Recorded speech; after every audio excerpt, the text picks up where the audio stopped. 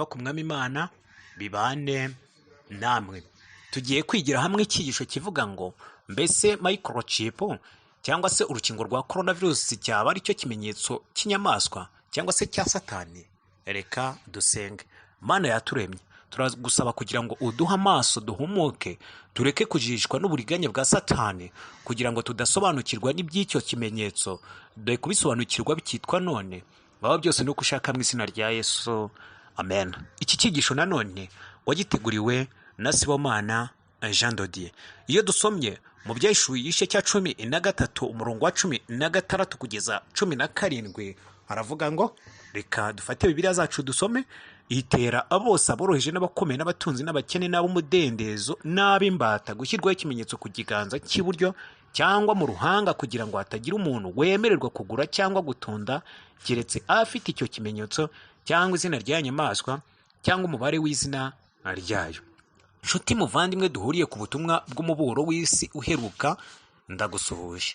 Turiho mu gihe gisoza amateka y'isi, aho Satani ari kujijisha abantu ngo badasobanukirwa n'imigambi ye ku bijyanye n'ikimenyetso cy'inyamaswa dusanga mu gitabo cy'Ibyahishuwe igice cya 13 ndetse n'Ibyahishuwe igice cya 14 uhereye ku murongo wa 9 kugeza 12.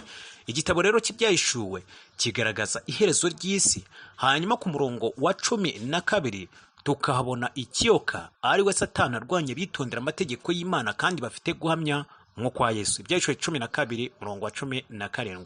Kubw'ibyo rero hari ibintu bibiri Satani azibanda harwanya bari mu ruhande rw'Imana: amategeko no guhamya Yesu. Reka tubanze turebe aya masomo abiri aboneka muri Matayo igice cya 15 umurongo wa 9 ndetse na Mariko 7:7 ati bansengera ubusa kuko inyigisho bigisha ari amategeko y'abantu. Nanone iyo dusomye mu icyo gitabo cy'Ibyahishuwe igice cya 14 umurongo wa 9 kugeza 12 haravuga hati marayika wundi wa gatatu akurikira avuga ijwi rirenga ati umuntu naramya ya nyamaswa n'igishushanyo cyayo agashyirwaho ikimenyetso cyayo mu ruhanga rwe cyangwa ku kiganza, uwo niwe usangwa ku nzoga ariyo mujinya w'Imana yiteguye idafungwemo amazi mu gacuma k'umujinya wayo, kandi azababazwa n'umuriro n'amazuku imbere y'abamarayika bera n'imbere y'umwana w'intama.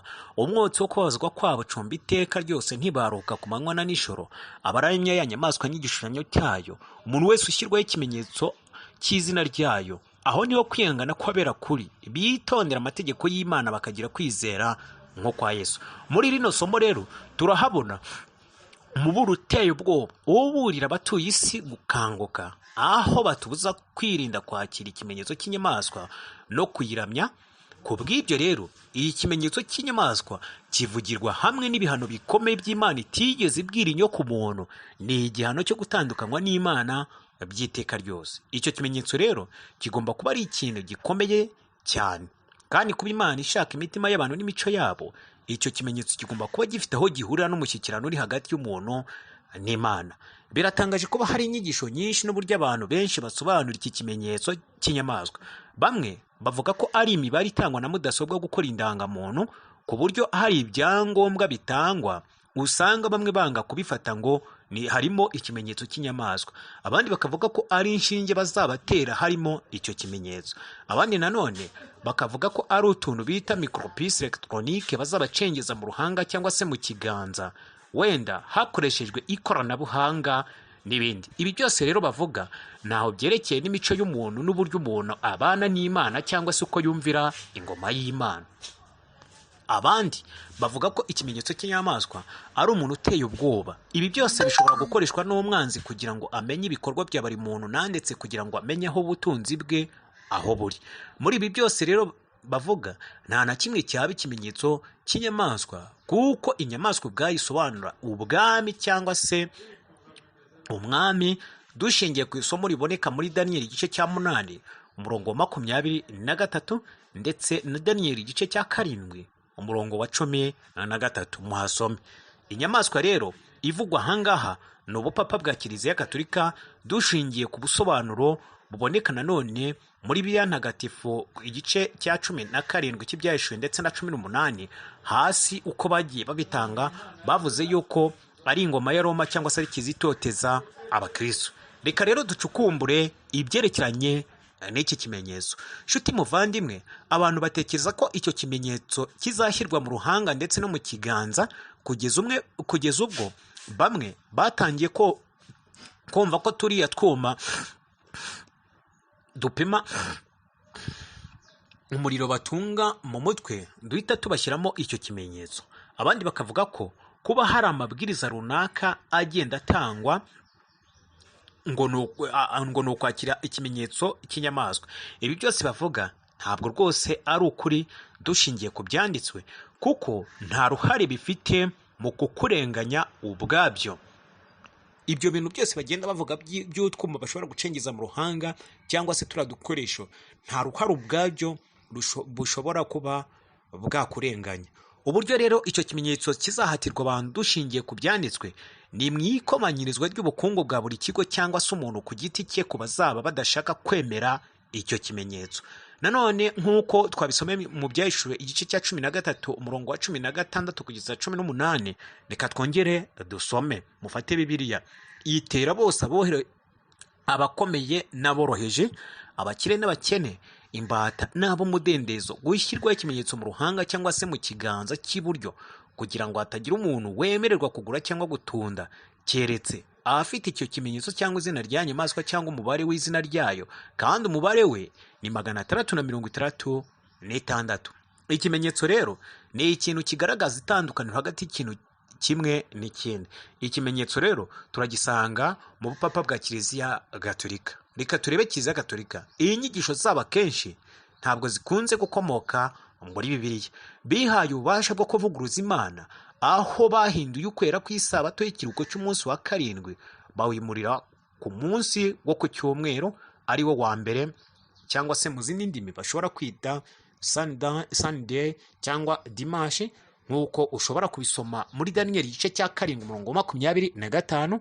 Ushobora kuhasoma uhabona ubutware bwihaye ububasha bwo kuvuguruza Imana mu guhindura ibihe, guhindura n'amategeko, ndetse umuntu akaba yakwishyira hejuru. Ahangaha wabisoma.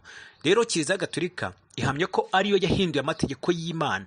Bafashe amategeko abiri mu mategeko 10 y'Imana bayakuramo, iryo kubuza abantu kuramya no kwikubita imbere y'ibishushanyo, ariryo rya kabiri barikuyemo, ndetse bakuramo n'itegeko rya 4 ryibutsa abantu bose kweza umunsi w'isabato. Gusenga rero ku cyumweru nta shingiro bifite na rito, bifite inkomoko mu migenzo ya kera. Kiliziya Gatolika yahinduye isabato iyimurira ku cyumweru itabitegetswe na Yesu Kristo, ahubwo ibikora ku bw'ubutware bwayo. Abakristo rero bubahiriza icyumweru nk'umunsi wo gusengaho baba bari kubaha ikimenyetso cy'ubutware bwa Gatolika ya Roma. Icyumweru ni ikimenyetso cy'ubutware bwa Gatolika. Ninde ufite ububasha bwo guhindura amategeko y'Imana mu gihe Imana yavuze ngo mujye mweza umunsi wa karindwi ari wo sabato? Ninde wagerageje kuvuga ngo mujye mukora imirimo yanyu ndetse n'ubucuruzi bwanyu bwo ku munsi wa karindwi ari wo sabato, maze muruhuke ku munsi wa mbere wo ku cyumweru, aho kuruka ku munsi wa karindwi ari wo sabato? Iki ni ikibazo gikomeye ntazi uburyo mwagisobanura. Yemwe bakristo bavandimwe, ko muvuga ko mugomba kuyoborwa na Bibiliya, ni hehe mwakuye amasomo bahamiriza ihinduka ry'ihame ry'umunsi wa karindwi ari wo sabato, maze mukarenga ku byanditswe muri Bibiliya mukawusimbuza umunsi wo ku cyumweru ko wategetswe n'Imana? Niba ubwanyu mufite amaso mukaba mukanura, mukaba muzi no gusoma, ni hehe mushobora kuba mwabikura? Kubera iki mushobora kurenga ku byanditswe mu byanditswe byera mugakurikiza ibitanditswe? Itegeko ryo kweza umunsi wa karindwi ari wo sabato ni rimwe mu mategeko 10 y'Imana. Mwizera ko andi mategeko 9 agihamye? Ariko se ninde wabahaye ububasha bwo kugomera itegeko rya 4 ry'umunsi w'isabato? Niba rero mushikamye ku mahame yanyu mukaba mukurikiza Bibiliya by'ukuri, ndetse Bibiliya yonyine, mwari mukwiriye kugira ububasha bwo kubona amasomo yo mu isezerano rishya, aho iri tegeko rya 4 rigaragaza neza ko ryimuriwe ku munsi wo ku cyumweru. Ese kubera iki iri tegeko ry'isabato rifite agaciro gakomeye mu mategeko y'Imana, kandi ni kuki ari ingenzi kumvira ibiri muri iri tegeko? Igisubizo kiri mu magambo agize iryo tegeko, agizwe n'ibigize ikimenyetso cy'Imana. Itegeko ry'isabato uretse kuba ari umutima w'amategeko 10, ni naryo kimenyetso cy'amategeko 10. Kurikuraho ni ugutuma andi mategeko asigara adafite ubutware, cyangwa se agasigara adafite ikimenyetso cyemewe. Ikimenyetso kashe kigira ibintu bitatu. Icya mbere, izina ry'uwanditse amategeko. Icya kabiri, icyo akora. Icya gatatu, izina ry'ahantu ayobora. Iri tegeko rya kane gusa ni ryo rifite ibintu uko ari bitatu: Imana, izina ry'Imana; umuremyi, umurimo w'Imana; ijuru, ahantu Imana iyobora. Gukuraho itegeko byatuma buri dini ryose naryo ryubahiriza andi mategeko 9, irindi rigasigara. Uko ni ugukomera uwatanze amategeko 10. Guhindura rero ikimenyetso cyangwa se kashe bisobanuye guhindura ubuyobozi, bituma uba ugize undi muyobozi mushya ushobora gushyiraho andi mategeko. Ukumvira ayo mategeko mashya yakuyeho ubutware bw'ikimenyetso cy'Imana aba ari ukwiyegurira undi muyobozi mushya. Ibi byahoze ari intego ya Satani ko yazaba umutware maze agasumbya intebe y'ubwami y'Imana, nk'uko ushobora kubisoma mu gitabo cy'umuhanuzi Izayi cyangwa se Yesaya, igice cya 14 umurongo wa 13. Muhasome. Igihe cyose wemeye ubu butware bwahinduye isabato y'Uwiteka, ukemera icyumweru cy'ubugatolika, uba ufatanyije na Satani kugomera Imana. Mu gihe rero iryo tegeko ritarahinduka agato kuri buri wese gusenga ku cyumweru kuri bose, umudendezo wo guhitamo uracyashoboka. Ikimenyetso cy'inyamaswa kiyobora abantu mu kubatandukanya n'Imana by'iteka ryose, kuko abantu bazaba bahatiwe guhitamo uwo bashaka kuyoboka uwo ari we. Abazahitamo kumvira Imana ku byerekeye ingingo bazarwanywa, ari bo kumvira isabato ndetse n'amategeko y'Imana.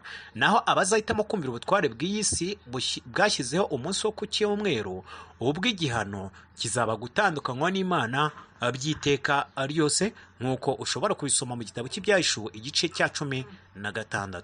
Icyo dukwiriye gukora rero ni uguhita mu ruhande dukwiriye kujyamo ubu ngubu. Mu byanditswe byera rero, isabato y'Imana igaragazwa nk'umwihariko udasanzwe, aho yivugira ko ariyo kimenyetso cyayo, nk'uko dushobora kubisoma muri Ezekiyeli igice cya 20 umurongo 20 hati: kandi mujye mweza amasabato yanjye abe ikimenyetso hagati yanjye namwe, kugira ngo menye yuko ndi Uwiteka Imana yanyu. Nanone iyo dusomye mu gitabo cy'iyimuka Misiri cyangwa se kuva cyangwa kuvanwa mu Misiri igice cya 31 umurongo wa 16 kugeza 17, haravuga ngo: nuko Abisiraheli baziriza isabato bajye bayitondera mu bihe byabo byose, ibi isezerano ridakuka, ni ikimenyetso cy'iteka ryose hagati yanjye n'Abisiraheli, kuko iminsi 6 ari Uwiteka yaremeyemo ijuru n'isi, kuwa 7 akaruhuka. Iri tegeko ry'isabato rero ni rimwe mu mategeko 10 y'Imana. We kumva ko nsimbaraye ku isabato, kuko iyi sabato rero ntawe uyirengera keretse umubare mutoya w'abantu bake, naho andi asigaye 9 nta kibazo. Iyo tuyagezeho twese turavuga ngo amen. None abantu mwagerageje gukuraho isabato, mbese mubivana he? Nyamara Bibiliya ivuga muri Matayo igice cya 5 umurongo wa 14 kugeza 19, aho Yesu yavuze ngo: mwitekereza ko naje gukuraho amategeko cyangwa ibyahanuwe. Sinaje kubikuraho, ahubwo naje kubisoza. Kandi ndababwira ukuri yuko ijuru n'isi kugeza aho bizashirira amategeko atazavaho inyuguti imwe cyangwa agace kayo gato, no kugeza aho byose bizarangira. Ni ukuzica rimwe ryo muri ayo mategeko, naho ryaba ryoroshye hanyuma y'ayandi, akigisha abandi kugira batyo, mu bwami bwo mu ijuru azitwa mutoya rwose. Iyo ukoresheje Bibiliya ntagatifu ahangaha bakubwira ko azaba igiseswa, aribyo bisobanuye ibishingo. Ariko rero uzayakora akayigisha abandi mu bwami bwo mu ijuru azitwa mukuru rwose. Nanone iyo dusomye mu gutegeka kwa 2 igice cya 4 umurongo wa 2 hati: ntimukongere ku mategeko mbategeka, nimukagabanye, mubone kwitondera amategeko y'Uwiteka Imana yanyu mbategeka. Inshuti, mbese aya masomo ari ruguru maze kuvuga wumvise icyo avuga? Niba rwose havuga ko tudakwiriye kuvanaho akadomo akanyuguti, wowe uri muntu ki wahangara gukuraho igisabato?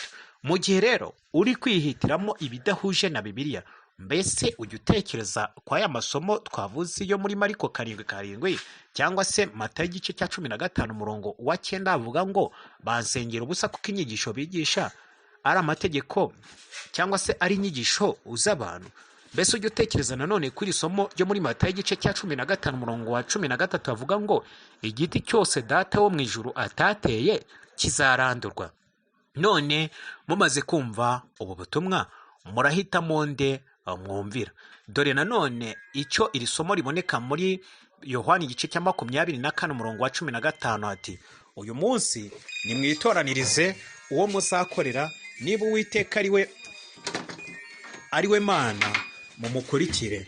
Kiliziya Gatolika rero ivuga ko icyumweru ari ikimenyetso cy'ubutware bwayo. Ikindi kandi ni uko ihamya ko ibyo yakoze ndetse n'amategeko yashyizweho kandi ibyo bigomba kugenderwaho na za leta z'isi, nk'uko wabisoma muri gatigisimu yitwa Catholic of the Catholic Church. Ibi byavuzwe na Papa Yohani Paulo wa kabiri ati Kiliziya nkingi n'umurage w'ukuri yahawe itegeko na Kristo riturutse ku ntumwa ko bagomba kwamamaza ukuri gukiza. Kiliziya niyo ifite uburenganzira bwo kwamamaza amahame y'ukuri ndetse n'amategeko y'imibanire, kandi ni nayo ica imanza z'uburyo abantu bagomba kubana nk'uko babisabwa n'amategeko, yaba ari ay'umuntu ku giti cye cyangwa se amategeko arebana n'agakiza k'imitima. Mbega kwihamiriza ibintu bitangaje! Ntabwo ari ukubahiriza amategeko 10 nk'uko byanditswe muri Bibiliya, oya. Kuba rero icyumweru ari ikimenyetso cy'ubutware bwa Kiliziya Gatolika, iki kimenyetso kinyuranye n'ubushake bw'Imana kandi kugihuza n'ubukristo ntibishoboka. Icyumweru cyatangajwe na Kiliziya Gatolika, kandi gusenga ku cyumweru bishobora kuboneka mu mahame y'Abagatolika gusa. Kuva mu itangira rya Bibiliya ukageza ku iherezo rya Bibiliya, nta somo n'iri na rimwe ryemerera abantu kwimura ukwera ko umunsi wa karindwi ari wo Sabato ngo bagushyire ku munsi wa mbere wo ku cyumweru. Zimwe rero mu ngingo nke, nk'uko iyo usomye muri gatigisimu y'icya 977 paje ya 50, baravuze ngo ni kuki twubahiriza umunsi wo ku cyumweru aho kubahiriza isabato? Barasubije ngo twubahiriza umunsi wo ku cyumweru kubera ko itorero Katolika ryimuye ukwera ku isabato riwushyira ku munsi wahariwe gusenga izuba, ari wo munsi wa mbere w'icyumweru. Nanone reka turebere amasomo makeya avuga ku bijyanye n'uburyo Kiliziya Gatolika yimuye ukwera ku isabato ikawushyira ku munsi wo ku cyumweru. Muri gatigisimu izwi cyane y'i Baltimore mu mujyi hagati ya leta ya Maryland muri Leta Zunze Ubumwe za Amerika. Aha ushobora kubireba mu gitabo cy'ubusobanuro bwa Daniyeli n'ibyahishuwe cyanditswe na Uriah Smith kuri paji ya 452. Muri iyo gatigisimu rero baravuze ngo ikibazo itegeko rya gatatu ni irihe. Ahangaha niba uramutse ugiye mu gitabo cye byahishuwe, ahangaha ushobora kureba uburyo nanone uburyo ubupapa bwishyize hejuru, uburyo bwavuguruje Imana, ndetse no muri Daniyeli igice cya 7 umurongo 25.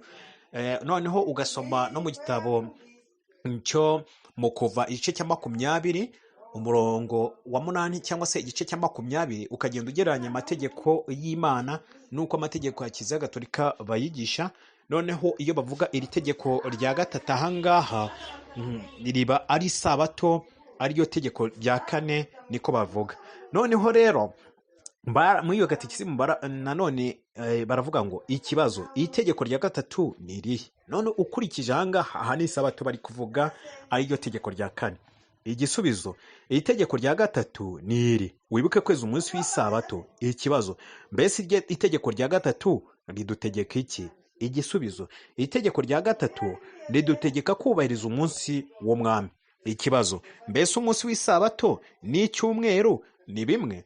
Igisubizo umunsi w'isabato n'icyumweru si bimwe. Umunsi w'isabato ni umunsi wa karindwi w'icyumweru, kandi niwo munsi wubahirizwaga mu mategeko yo mu gihe cya kera.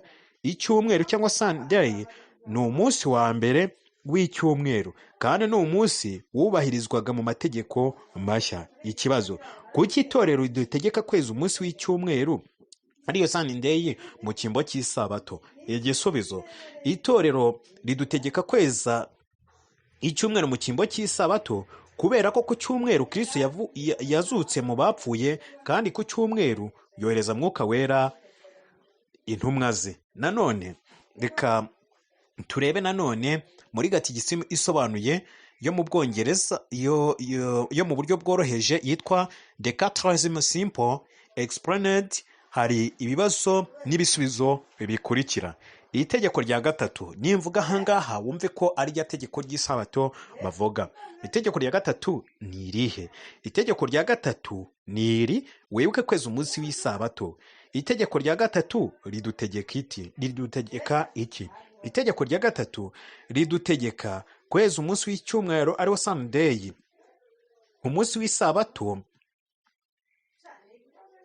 umunsi w'isabato y'abayuda wari kuwa karindwi Saturday, ariko twebwe abakristo tweza umunsi w'icyumweru kubw'ububasha umwami yarihaye. Itorero ryahinduye kubahiriza umunsi wa karindwi riwushyira ku munsi wa mbere. Nshuti muvandimwe, ahangaha mumaze kubona yuko uburyo Kiliziya Gatolika yahinduye ukwera ku munsi wa karindwi riwushyira ku cyumweru. Niba rero abakristo bavuga ko bakurikiza Bibiliya, bari kuzajya basenga ku munsi w'isabato aho kuruka ku munsi w'icyumweru. Abaprotestani cyangwa se amadini ahakana ububasha bwa Roma mu gutegeka ibihugu cyangwa se mu kwanga inyigisho, mu gihe rero baba bari kwemerera itegeko, baba bari kubahiriza amategeko ya Kiliziya Gatolika. Abaprotestani rero mu kwanga ubutwari bwa Kiliziya Gatolika nta mpamvu n'imwe bafite yo kubahiriza icyumweru, bari bakwiye kuzajya bubahiriza isabato. Mu buriganya rero bwa Satani tumaze kubona uburyo abeshya abantu kugira ngo badasobanukirwa n'icyo kimenyetso, bakanga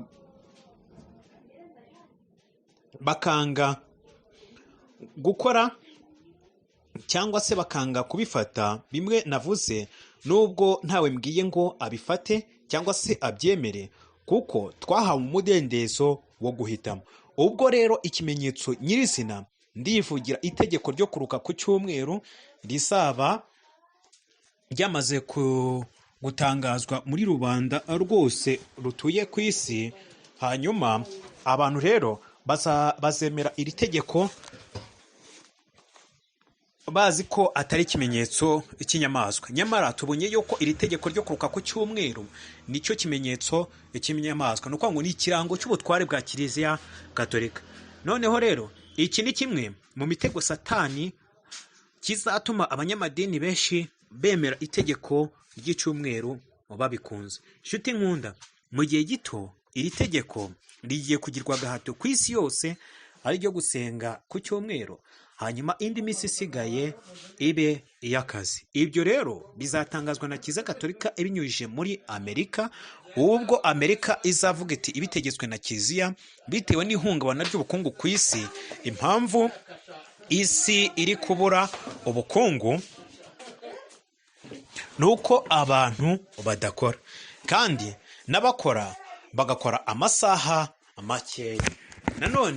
Ikindi nanone kizizakoresha ubucakura, nk'uko muri Yesaya igice cya 24 umurongo wa 1 kugeza 5 havuga ko igituma abantu bahura n'ibibazo ni uko badasenga ngo bagarukire Imana ku isezerano ryayo ridakuka, ngo Imana ibabarire kandi yoroshye ibibazo. Ushobora gusoma muri icyo gitabo cy'umuhanuzi Yesaya igice cya 24 umurongo wa 1 wenda ugeze 5. Noneho rero hazashyirwaho umunsi wo gusenga wo ku isi yose wo ku cyumweru, aricyo kimenyetso cyangwa se ikirango cy'ubutware bwa Kiliziya Gatolika. Mu bucakura buzakoreshwa ni uko abayobozi b'amadini bazakomeza kujisha abizera babo baba bakoreshwa na Satani ku bitangaza bizemeza abantu ko ibyo bari kubwirwa ari ukuri. Kugira ngo rero tubashe kubyumva neza, reka dutange urugero uburyo umunsi wo ku cyumweru nabwo uzagenda uza bitewe bavuga yuko ngo habayeho ihungabana ry'ubukungu ku isi. Ni uko uyu ufashe umunsi w'Abisilamu, iyo batakoze ushobora gufata rero uwo munsi batakoze, noneho ugakuba n'abatuye isi, ukumva igihombo gishobora kuba gihari. fata nanone umunsi abadivantisiti baba bagiye gusenga noneho ku isi yose kube n'ababarutse wumve igihombo kiba gihari. Fata nanone n'amadini asenga ku cyumweru noneho ukube n'ababa baruhutse wumve igihombo kiba gihari. Fata nanone mu mibyizi wumve abantu bagiye gusenga wumve batakoze uko biba bimeze, igihombo kiba gihari. Iminsi rero y'abakozi ba leta mu cyumweru ni 5, ibiri ntikorwa. Wakuba n'ukwezi ugasanga bakora iminsi 22, iminsi 8 bakayihembwa batakoze. Noneho rero fata ayo minsi 8 mu cyumweru itakozwe, noneho kube n'abatuye isi wumve igihombo kiba gihari, kandi abakozi ba leta bahembwa iyo minsi 8 batakoze. Rero Kiliziya Gatolika mu gihe cyashize n'ubupapa bizihuriza hamwe kugira ngo bigire nabi abakomeza amategeko y'Imana. Ushobora kubisoma mu gitabo cy'intambara ikomeye nto yanditswe na Ellen G. White, paji 431.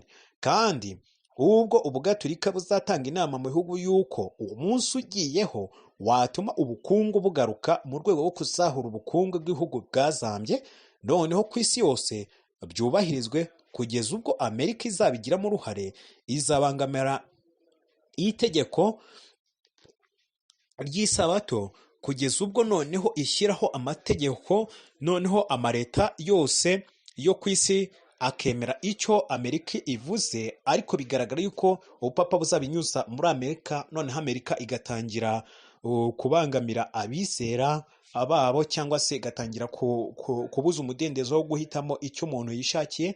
Ariko noneho ku isi yose ikazagenda ibitera, noneho isi yose noneho ikemera icyo bashyizeho. Nibwo rero twa dutsiko twanze ayo mategeko tuzarwanwa bikomeye kugeza ku gupfa. Abamenye kuri rero bagasobanukirwa n'ukuri batabishikamyemo bazavuga bati baranshutse nanjye si byari bindimo. Nanone bitewe n'uko Satani azakora ku mweru w'ubutaka akawararika, inzara ikibasira abantu ndetse agateza ibyorezo haba ku butaka, gereranya n'ibirwara biri kurimbura imbaga y'abantu, inkongi z'imiriro, imyuvumbagatanya mu kirere ndetse no mu nyanja. Mwibaze imvura isigaye igwa igateza imyuzure na za serwakira, kandi koreka imbaga y'ibidukikije. Azateza intambara n'imyiryane hirya no hino ariko zica abantu. Ibi murabizi ibijyanye n'ihindagurika ry'ikirere uko bimeze. Azateza abantu kwiyanga kugeza ubwo abantu basigara bafite urwango, kugeza ubwo ubwabo banifuza kuba bakwimanika mu kagozi. Umuti w'ibi byose rero uzaba wo gushyiraho itegeko ku isi yose ryo kuruka ku cyumweru. Satani azabinyuza mu bupapa bwa Kiliziya Gatolika. Ibyahishuriwe igice cya 13 umurongo wa 2. Uzabyanga rero azahura n'ingorane zihambaye, kuko azaregwa ibirego bikomeye kari uzaniye isi kurimbuka. Soma cya gitabo cy'intambara ikomeye nto cyanditswe na Ellen G. White, paji 430. None se uriteguye? Witeguye gusiga ibyawe byose kugeza ubwo uzirukanwa mu bantu, gushyirwa mu nzu y'imbohe, kwicwa uzira Kristo kubwo kwanga iri tegeko? Wari uzi ko abantu bazemererwa imibereho iyo ari yo yose mu buzima nkenerwa kuri iyi si ni abantu bazihakana Imana ku iyi ngingo yo kwanga isabato, hanyuma bemererwe gukomeza ubuzima bwo kubaho? Icyo ari cyo cyose kugira ngo uzakibone rero, abantu bazemererwa nanone imibereho yo kubona ikintu icyo ari cyo cyose ni abantu bafite ikimenyetso cya ya nyamaswa. Bisobanuye ko ari amadini yose asanzwe asenga ku cyumweru. Nanone abantu bazemererwa ni bande? Ni abafite izina rya ya nyamaswa. Abafite izina rya ya nyamaswa rero, izina n'ubundi ni Ubugatolika, noneho n'abafite umubare w'izina ryayo. Ahangaha ni abantu bazagarukira Ubugatolika ku iryo tegeko rizaba ryagiyeho, n'abasanzwe bafite imihango ijya kumera nk'iyabo. Ibyahishuriwe igice cya 14 umurongo wa 16 kugeza 17. Ushobora kuvuga ngo none se ubwo abaruhuka isabato nibo bazajyanwa mu ijuru? Oya rwose. Imana ifite abana bayo mu madini menshi hakurikijwe umucyo bahawe. Abantu bafite umutima wo kumvira Imana ibareba ni bambe, kandi ntizemera ko bakomeza kuba mu wo mwijima, izabanza ibamenyeshe ukuri kw'iyo ngingo nk'uko nawe uri kubisobanukirwa. Ntiwibwire ko icyo gihe nikigera ariho uzahagarara kigabo, kandi bizaba bikaze niba mu mahoro utabasha kuhamya ukuri.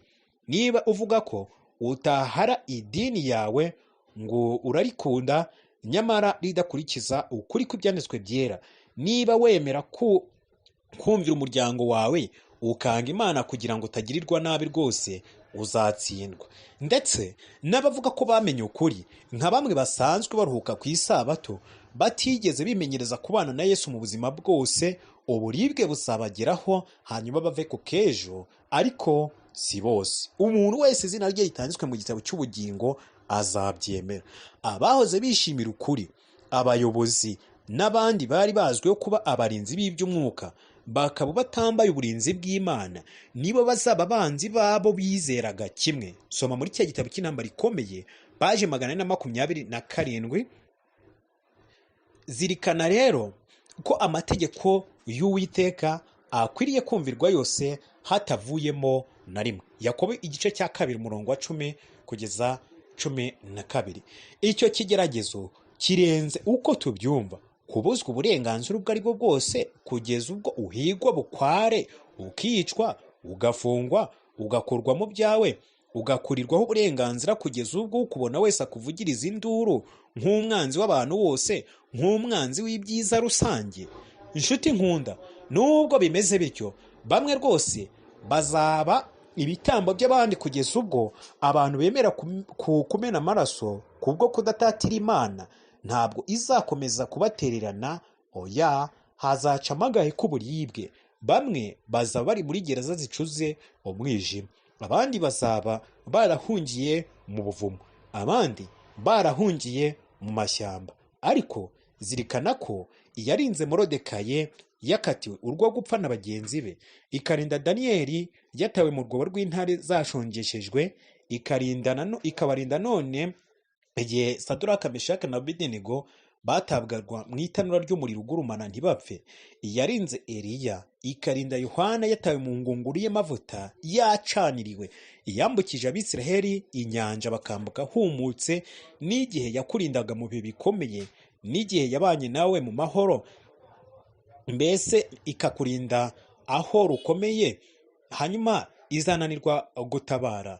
Dore amasezerano yaduhaye muri Yesaya cyangwa se Izayi igice cya 41 umurongo wa 9 kugeza 13, haravuga ngo, weho ntamagaye nkagukura ku mpera y'isi no mu mfuruka zayo, nkakubwira nti uri umugaragu wanjye, nagutoranije, sinaguciye. Dore abakurakariye bose bazakorwa n'isoni, bamware, abagutonganya bazahinduka ubusa, ndetse bazarimbuka. Kuko jye Uwiteka Imana yawe nzagufata ukuboko kw'iburyo, nkubwire nti witinya, ndagutabaye.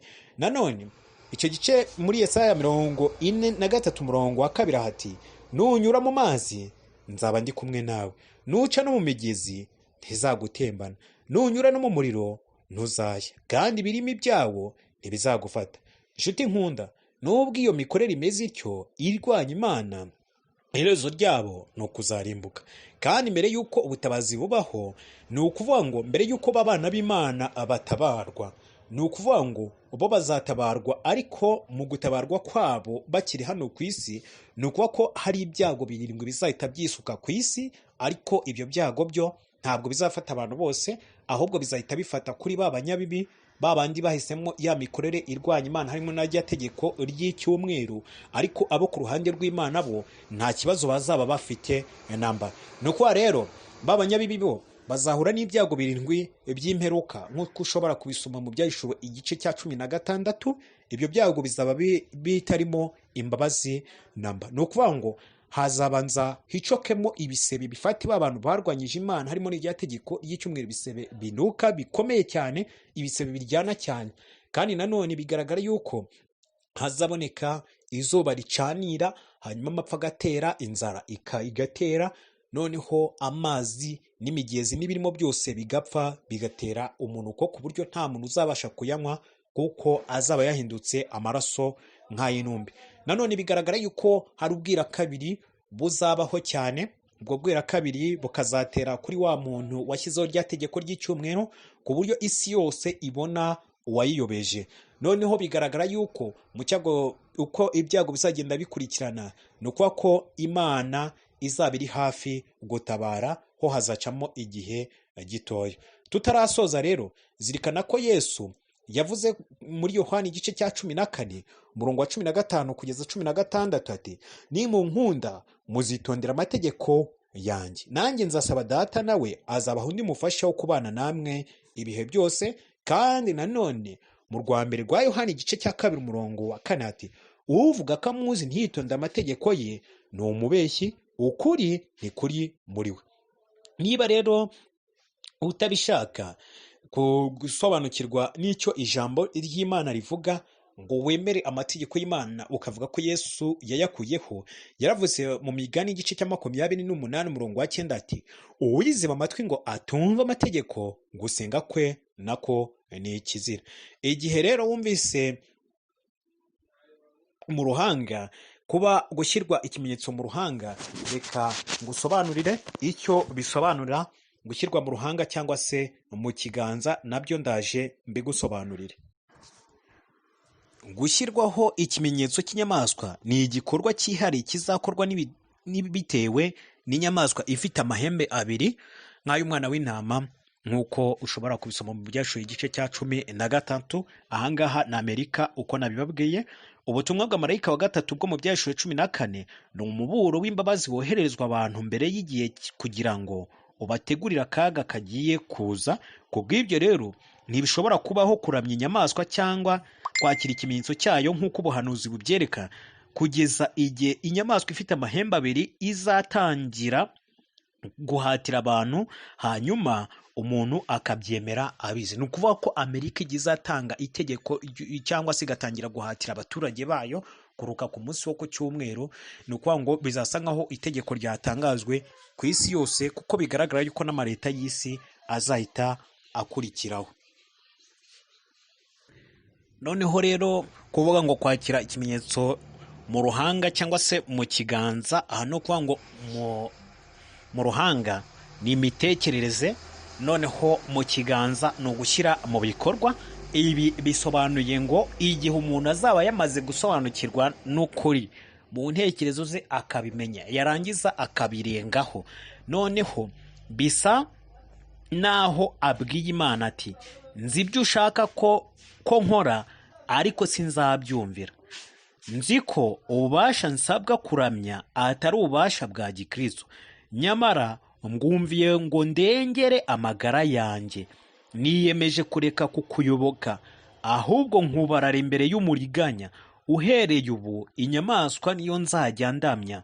Njye ubwanjye ngiye munsi y'ibendera ry'inyamaswa mu cyimbo cyo kuyoboka ubutware bwawe Mana. Uhereye none nsuzuguye ibyo usaba, nkumvira k'umutima wanjye n'ubugingo bwanjye mbyeguriye inyamaswa. Wabyumvise ahangaha uburyo noneho bwo gushyirwa ikimenyetso mu kiganza umaze kubisobanukirwa, ariko urangije ubirenga, aravuga ati, kugira ngo mbone ibi n'ibi, oya Mana ndagusuzuguye. Rero ukwiye kwitegura bikitwa none, kuko vuba ahangaha cyane bigiye kubaho. Rero ukwiriye kwemera nubwo urupfu rwaza, ariko ugapfa upfiriye muri Kristo, kuko bigaragara yuko n'ubundi abantu bazajyanwa mu nkiko, abantu bazaregwa, abantu bazakorerwa ibyafurambi bitewe n'iri tegeko, kandi ukwiriye kubiha agaciro. Ijambo ry'Imana mu Byahishuwe igice cya 14 umurongo wa 13 riratubwira ngo, numva irindi jwi rivugira mu ijuru rimbwira riti, andika uti, uhereye none hahirwa abapfa bapfira mu mwami wacu.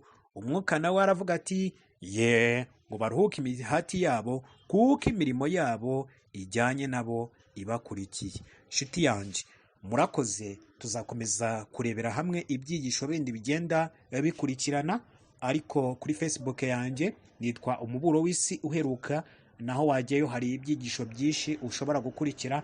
Reka rero Imana idufashe kugira ngo tubashe kwiyegurira Imana bikitwa none, kuko hari igihe uzashaka kubikora bitagishobotse, nk'uko ushobora kubisoma muri Amosi igice cya 8 umurongo wa 11. Hari igihe umuntu azashaka kumva umuburo nk'uyu nguyu ndetse n'umuburo w'ibwirizabutumwa cyangwa se ubutumwa bwiza atari bubibone. Reka rero wiyegurire Imana, nanjye niyegurire Imana, tuzahurire mu ijuru. Ngaho Imana ibibashoboze kubw'umukiza wacu, amen.